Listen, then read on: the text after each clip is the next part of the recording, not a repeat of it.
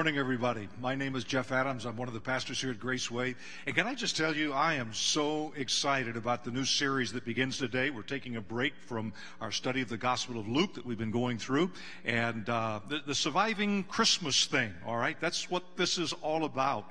And can I tell you, we've been working on this for a long time. And I personally despise beginning Christmas before Thanksgiving. I just want to give that disclosure, but we made a very intentional decision to begin this series 1 week earlier than we would because of the financial pressure of Christmas. And all of those decorations and Christmas ads and whatnot that pop up in your computer that you're seeing is not because all of these people are out here filled with the Christmas spirit. They want to get into your wallet, okay? And so we're going to talk this morning about surviving Christmas financially. And over the next several weeks, all of us who are normally up here that you're used to seeing teach, we're all going to be sharing in this series and coming at you from our different perspectives and experiences. And one or two of us has a little bit of wisdom. The others I'm not sure about. But we have invited Brian Stuchel this morning to handle the surviving Christmas financially. Because of our team of teaching pastors, he is the only one who is independently wealthy and a nationally recognized financial advisor. So Brian, come and tell us all about it.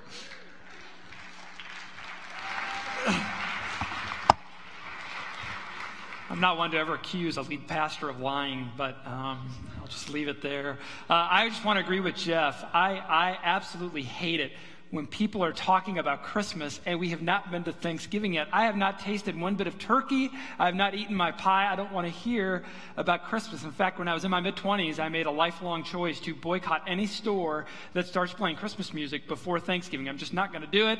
I'm not going to buy in. And yet, here I am.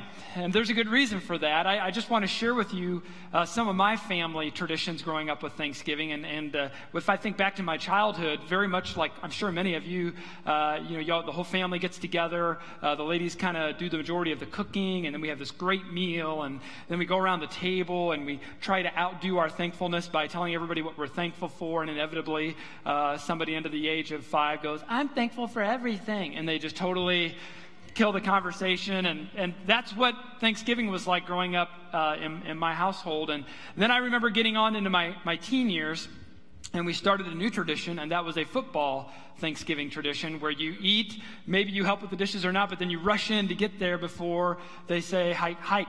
And then we watch, I think, at least 18, 20 hours of football and slip into a coma until we're ready for more pie.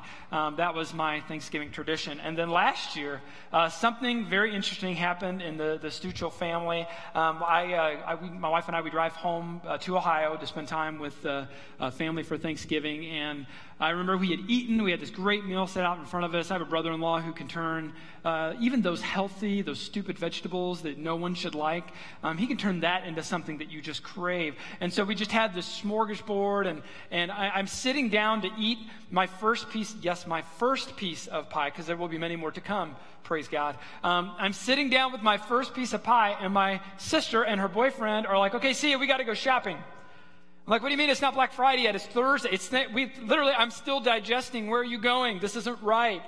And very quickly what we're finding is that Black Friday is kind of turning into Black Thursday and a half. And that those deals are starting earlier and earlier. And the truth is that if we waited another week to talk about surviving Christmas financially, many of us would already be hosed. And so, Merry Christmas, and here we go. Now, obviously the Bible doesn't really have a whole lot to say about your gift giving over the holidays. However, I do find it interesting that if you were to look at the New Testament, that when Jesus teaches publicly, when he talks to his disciples, he has a lot to say about money. In fact, he talks about money, he talks about our resources a lot. He talks about it more than some other very important subjects. In fact, he talks about money more than he talks about heaven or hell. And I find that interesting. And so what we're going to do this morning is we're going to go to one of the stories that Jesus told. We're going to go to one of the times he was teaching the people around him. And we're going to try to learn some things from Scripture and apply them to not just how we spend our money all year round, but to our gift giving over the holidays. And so if you would, why don't you go to Matthew chapter 25. We're going to look at the later part of the chapter, and I'm going to give you the chapter, but if you got a Bible with you or want to dial it up on your phone or your iPad, Matthew chapter 25. Now this, in Matthew chapter 25, is the parable of the talents. And you've got basically this Lord, this master, this wealthy individual who wants to invest with his servants, and then he's going to leave for a little while, and he's going to come back, and at the end of time when he comes back, he's going to ask his servants to show what they've earned for the money that he's invested in them. The first servant that he has, he invests 5 talents, okay? And the second servant, he invests 2 talents, and the final servant, he invests 1 talent. And he goes off on his journey, and when he comes back, he pulls his servants together. And the servant who had been given 5 talents had with those 5 talents gone out and earned another 5 talents. He had doubled his money. Well done.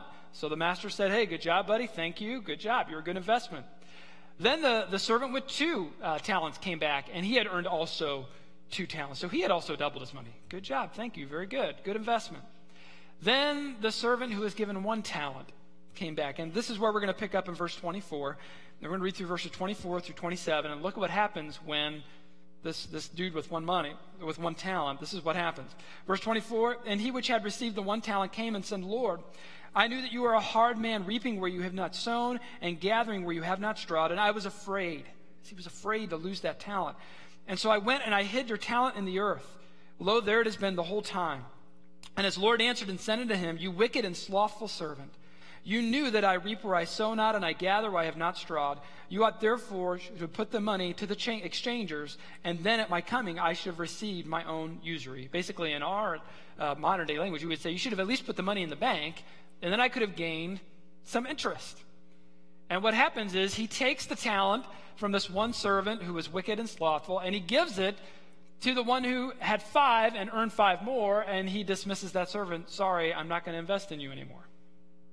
Now, there's some things I think we can just learn about our spending, about our resources in general, and then we're going to try to apply them to Christmas. Okay, first of all, when it comes to how we spend our money, it's all about how we invest. And by the way, it's not just our money, it's our time, it's our energy. Jeff has told us over and over again, when we look at these kinds of stories, it's about your resources. It's about everything that you possess, your time, your talents, your treasure, all of those things. And so here's some observations I see from the tale of these 3 servants. First of all, our resources aren't really ours. In fact, our resources really belong to God. We just manage them temporarily. The Lord in this story, he didn't just give them money and leave, say, hey, good luck, have fun, party. No, he left them with some resources, and when he came back, he expected to see a return on his investment. Our resources really belong to God. We are just managing them temporarily. Just think for a moment. If we looked at our spending, not only on the holidays, but all year long, as managing God's money. Think about what we would buy or not buy. Think about how much we would spend or not spend. Second observation. We don't all get an equal amount. Have you ever noticed that? We don't all get an equal amount. I was easily 6th grade, 7th grade. I was pretty young. And so I realized that the clothes that I was wearing to school weren't as nice as the clothes that some other people were wearing to school. And it wasn't just about money. It wasn't about what side of the tracks you grew up on, because I also started to know this in some of these other areas like talents. Like I remember trying to fit in middle school. I had a group of friends that were all kind of funny, and they kind of knew how to make jokes back and forth at one another, and they knew how to do practical jokes with each other. Fun was highly valued in my group of friends, and so I tried to be really funny. And if you have to try really hard to be funny, you're probably not what? Funny. And let me just tell you, in middle school, they will let you know if you're not funny. They will let you know. I began to know, man, I wish I was funny like these other people. And then I remember I had a friend named Steve, and Steve was so dang smart. I mean, he was one of those people, he would look at his homework and it would just get done. And I'm sitting here back on question 3 trying to figure out what I just did on question 2, and he's already done, and, you know, he's taking a nap. And I just remember, man, I wish I was like book smart like Steve. And I wish I was like this, or We don't all get the same in life. In fact, do this real quick. I want you to look to your neighbors. Look to the person on your right. Look at the person on your left. Look at the person behind you. Look at the person in front of you. Now, I do want to say, be careful. Some of you are sitting next to your spouses, okay? How many are feeling pretty good about yourself? I look good. You should be mad at God, but I look pretty good. We don't all get the same. However, we don't all get equal amounts, but we are all equally accountable for how we invest what we get.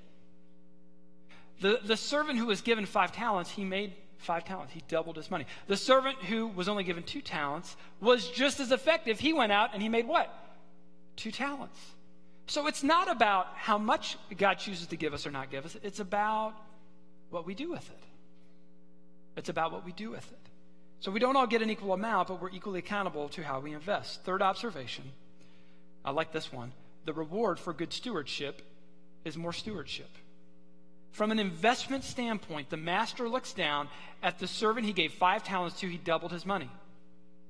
Some of you guys in this room are very savvy when it comes to playing the stock market. Some of you ladies are really good at investing your money. If you could double your money every 6 months, you're going to do what? More money on that right there, because I'd like to double it all, please. So this master, being a wise master, takes from the one and gives it to the one who made 5, because the reward for good stewardship is more stewardship. So how do we apply just what we're learning about money in general to our gift giving over the holiday season? Because here's the thing, I don't know if you ever thought about this. The gifts that you give the people you love are investments too. They are investments. It's not just to be happy. Now, by the way, I do not want to steal the joy out of Christmas for you. I want you to enjoy buying presents. I want you to have fun. I don't think that every gift needs to be a serious gift this holiday season. I invested in your college. No. I know your kids want to have some fun. You want to have some fun. And you know what? If you're in this room and you're a single, or maybe you're someone who just does not have a lot of contact with your family over the holiday season, can I just tell you, this is not just for families this morning. How will you give gifts to the people around you, the people you work with? Your group of friends. And I want to do this because I think sometimes our gift giving goes wrong. I think sometimes we mean well, but we kind of get off track. For example, sometimes we buy things that only bring temporary happiness. Have you ever done that? Have you ever just known that, man, if I could have that thing, if I could invest in this, that, I would just be so happy and I'd be so content, only to find out that you were happy and you were content for about 3 seconds. And I remember the first time in my life that this happened is I saved up for my first car that I purchased. See, my parents handed me a minivan knowing that, number one, I wouldn't get chicks, and number two, that I couldn't speed. Think about that, parents. Just saying.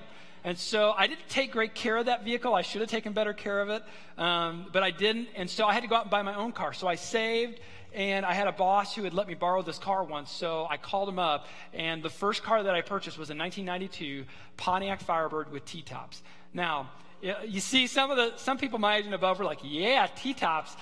Some of y'all over here have no clue what I'm talking about. Think convertible, but even cooler, all right? Convertible, but even cooler.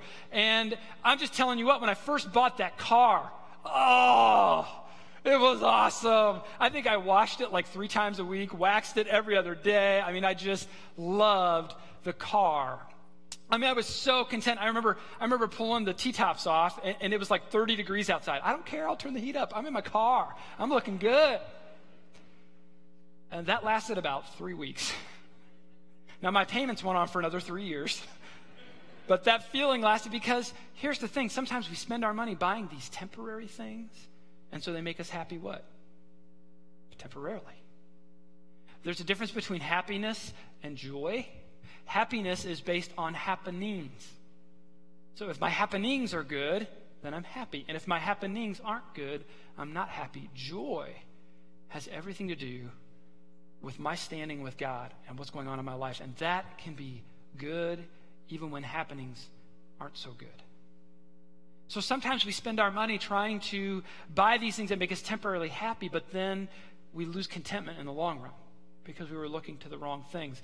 I think gift-giving gone wrong also looks like this. Sometimes we buy things that are actually intended to make us feel good about ourselves and not really taking the wants, the needs, and the desires of the person we're giving to. For example, guys, have you ever bought your spouse, your wife, a new set of golf clubs in your size? Just in case. Babe, can I borrow those? Would that be okay? Or, babe, here's a quieter vacuum. Thank you very much. It's a gift that doesn't necessarily, it feels good to me.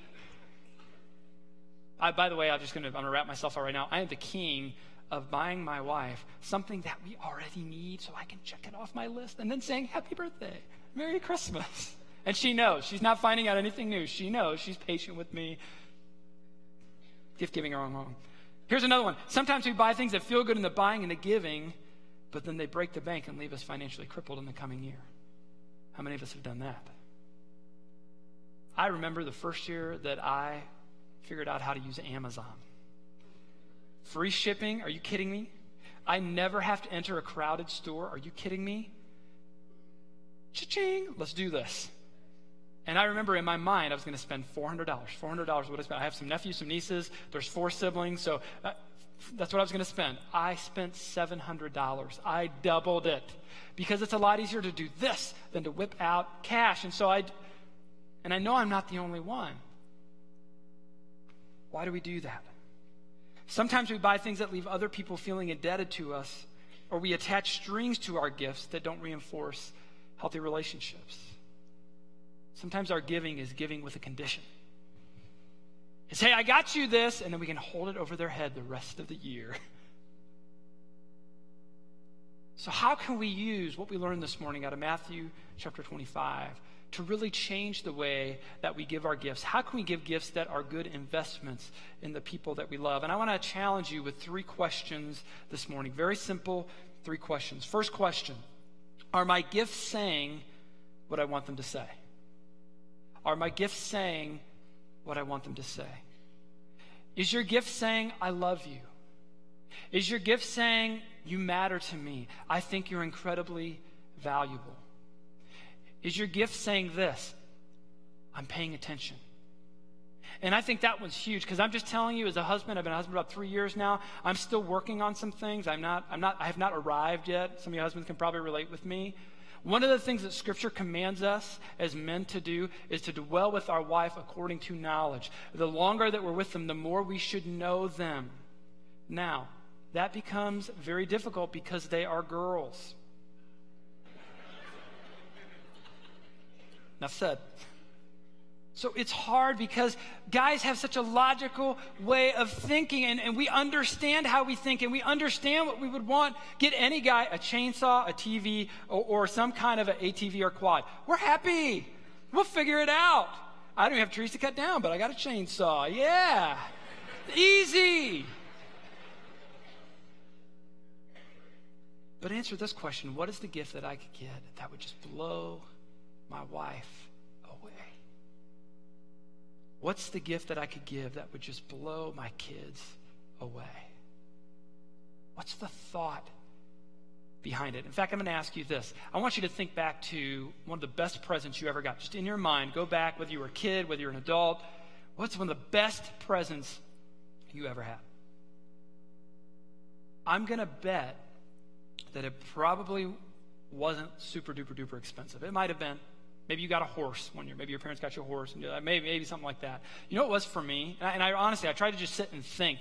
And my mind went back to when I was about 15 years old. I was a sophomore in high school. And I was playing high school basketball. And the way that it worked out at our school is the school provided you the uniform. And we had a local sports clothing store who would sponsor our tennis shoes. So we all got tennis shoes for free, which is awesome. Okay? And yet, 1 year for Christmas, my aunt and my uncle got me a pair of like basketball Nike socks. And I don't know if they were really paying attention or if they just got really, really lucky, but every time I would go out and play basketball, and by the way, I was a kid, kind of grew up getting kind of secondhand, hand-me-down kind of stuff. I told you about the clothes thing, right? Other people had nicer clothes than me.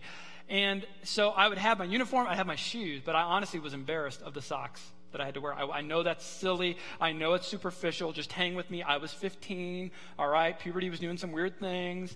That's just what was going on. And my socks mattered. And whether or not they just stumbled onto it or they were thinking about it, that pair of socks relieved all kinds of anxiety in my world. I wore them every game. I wore them every practice. How did you wash them? I'm a guy. I don't have to, okay? I don't have to. But they either got really lucky or they were paying attention. What's the gift that you could give that would communicate those things? Some of you as parents, what gift could you give your kid that would really show that you know them? We had a town hall here about a year ago, and one of the parents stood up and said, well, look, you guys really have to help us out as parents because you know our kids better than we do. And I understand what that parent was saying, and I do understand that sometimes parents will share things with like a youth leader or a teacher at school that they won't share with mom and dad because I get that. But in my heart, it was an immeasurable amount of grief that this is your child, and I know them better than you do. Like, that is the saddest thing I have ever heard. Because I have a little 6-month-old boy, and I want to know him. I want to know what he's thinking before he thinks it. I want to pursue him. I want to get to know who he is. And when it comes time for Christmas presents, I don't want to spend triple the amount that I should have to spend because I don't really know where he's at or what he's really into. And you know what? Your kids may be into something that you're not into. If your kid's into the Dragon Magic card game thing that I don't understand at all, but I see people playing at coffee shops, great. If he's into that, buy him a deck of cards. You may never play with him. You may not understand why he likes it. But it matters to him. Lord, help me if I have a girl. If I have a girl child, I'm just telling you right now, I do not understand girls. I don't love my wife for being patient with me. If I have a little girl and have to understand what to get her from Christmas, I will need help. Thank God I have my wife. It's going to be work. Are your gifts saying what you want them to say? This is one of my favorite Christmas stories. I thought I'd share it with you. I remember the year that my grandma and grandpa were kind of getting up in years, and they had kind of lost touch with where their grandchildren were at. Okay, maybe you can identify with this. So we go to their house. They get gifts for all the kids, and there's probably like 13, 14 grandkids, and it's one of those years where just nobody got anything that they could, wear, use, or anything. Like grandma and grandpa are about 3 years behind of all of us, and we were very polite. Of course we were. And let me just give you an example. I'm 13, 14 years old. My grandparents gave me a pair of footy pajamas that pull up to here. Okay. I mean, it was so funny that you couldn't even be mad that you missed out on a gift because it was that funny. And so we get in the car. We're all in the minivan, and my 8-year-old sister from the back of the minivan says this priceless line. She goes, I know it's the thought that counts, but what kind of thought comes behind a crappy gift?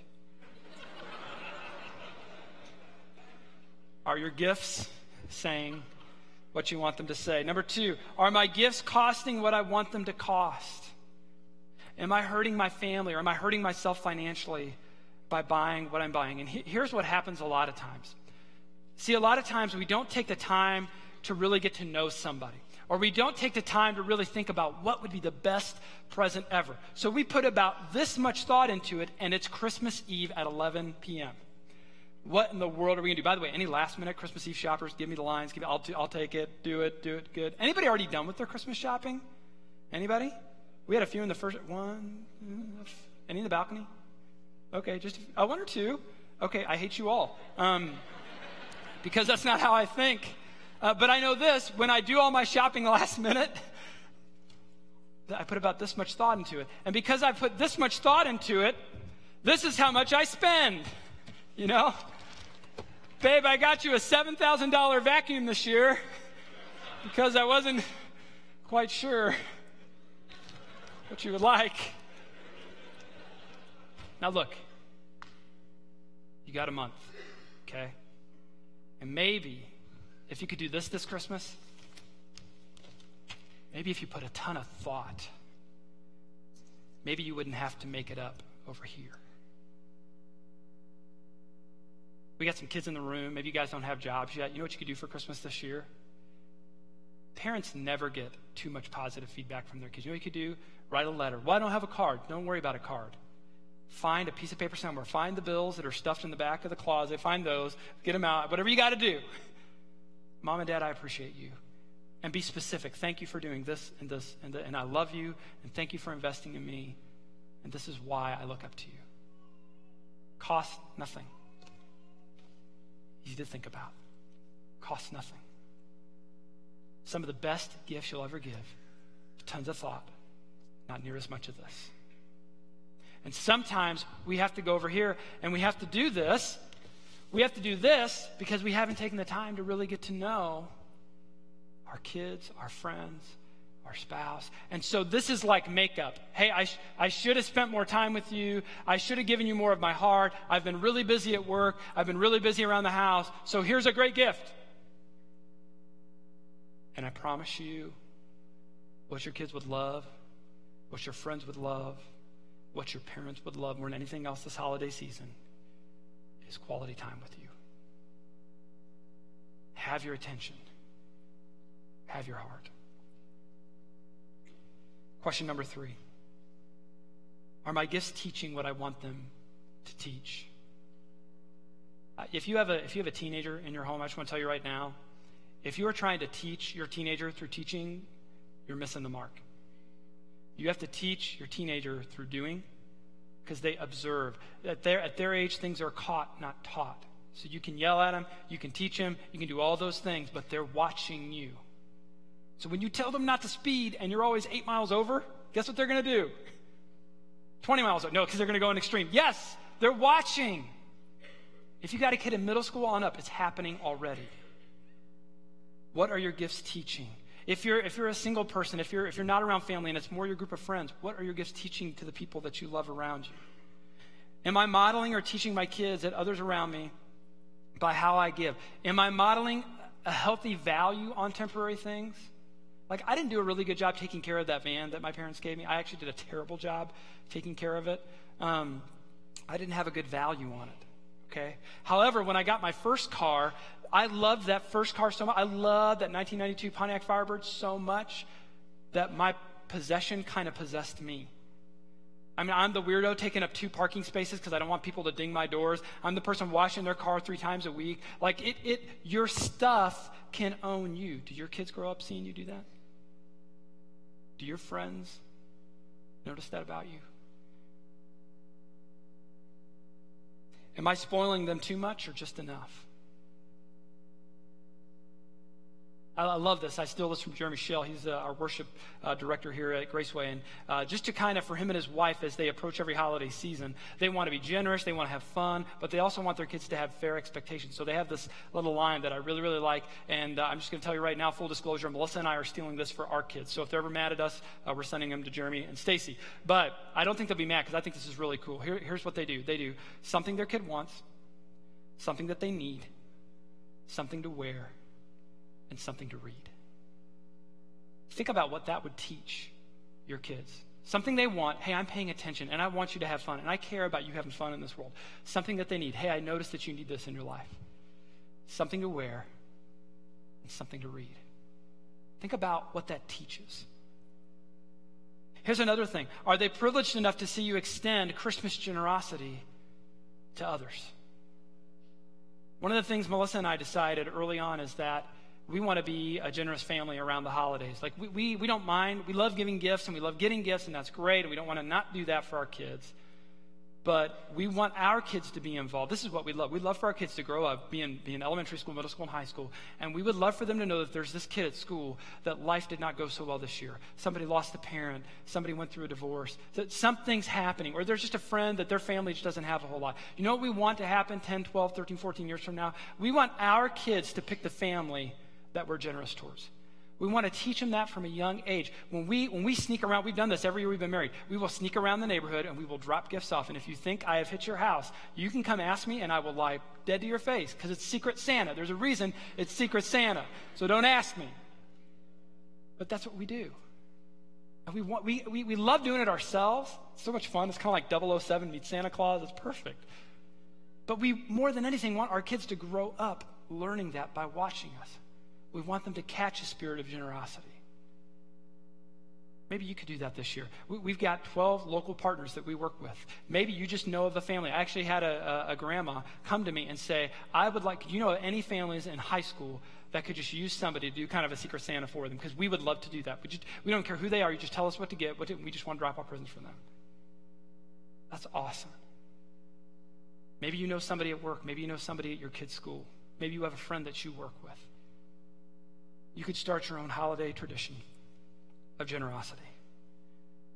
Now, I know that there's a lot to handle before now and Christmas morning.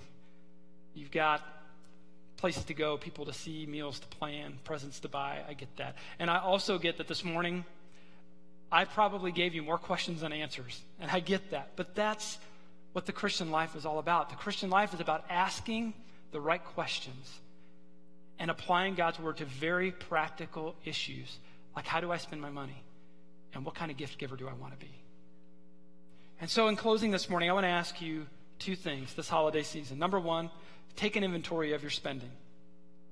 If you overspend, if you have overspent in the last couple of years, why?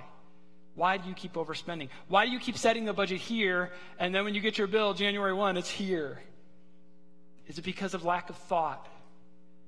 Is it because you need to feel something in giving the gift versus what you're actually getting for other people? Is it possible that through your spending, and I think we do this, and I know I've done this, through your spending, you are temporarily feeling a hole in your heart that only God can fill? That maybe discovering what Jesus did in a manger and what Jesus did on Calvary is the only way to find true joy this Christmas. Take an inventory of your spending. Number two, I'm going to challenge every single family, every single adult in this room, even our students, to start your own holiday tradition of generosity. Whatever that may look like for you. Find a way to get together with your family. Find a way to get together with your friends, and find a way to be a blessing to somebody else over the holidays. Guys, the psychiatrists, psychologists, they tell us that the holidays tend to bring up the most feelings of depression and loneliness. Those of us who have lost somebody in the last year or so, it's typically that first Thanksgiving, that first Christmas, that we even think about that. How could you open your home this Christmas? I've shared from the stage a couple of times that I came from a divorced home, and about 2 years after my parents split, there was a family in our church that just loved me like crazy. They'd let me stay at their house. They'd feed me. They'd put up with me. They became my extended family. I had a year where family was just not working for me at Christmas, and I got so angry. I got in my car, and I just began to drive. And it was one of those times where I cannot believe that I not hit something or somebody. I was so furious. I was so mad. Christmas was not going well for me. And I found myself pulling up the road to the Warner's house on Christmas Day, and I didn't even call. I pulled up, I knocked on the door, and I just spent Christmas with my extended family. They didn't even blink. Here, pull up another chair at the table. Here, come over. I mean, they felt bad that they didn't have a present. I mean, come on. I showed up out of nowhere, and they just loved on me. Start your own holiday tradition of generosity. And one more thing. We're going to be talking about how to survive Christmas for the next month. There are people that you work with. There are people that you go to school with. There are people in your neighborhood that need to hear the things that we're going to talk about. It is an incredible opportunity to invite somebody to come with you. Be open to that. Be prayerful about that. And let's find a way this holiday season to be a blessing to others. If I've never met you before, if you're newer to Graceway, I would love to meet you at Guest Central. Jeff would love to meet you there. Kathy would love to see you there. I'm going to pray for us as we're dismissed. And would you please come see me if I've never met you? God, thank you so much. Thank you for the fact that none of us, God, will ever outgive you. You are the ultimate gift giver. You gave us your Son. God, you give us new life. God, you give us every breath. Lord, we understand that generosity is something that you want for us, not from us. And so as we enter into this time of giving gifts and all the spending and all the busyness, God, I just pray that you would help us to make wise investments, that we would do the difficult work of pursuing the people around us, finding out who they are, putting thought into our gift, loving the way that you would have us to love. God, allow us to be financially responsible. Help us to miss out on all that depression, all that anxiety that hits January 1 when we get our credit card bills. Help us to do that by being wise stewards now. God, we love you. We thank you for who you are for us. Amen. This is Small Group Sunday, so when you exit, if you go to the right, you can find out how to become a member of a small group. If you're interested in leading one, you can talk to somebody about that. That's out the door to the right. The Handel's Messiah tickets and volunteer opportunities are at the counter right outside these doors. Don't miss out on that. And as Brian said, in Guest Central, you can meet a number of members of the Graceway staff and people who would like to get to know you. Have a great Thanksgiving. See you next week.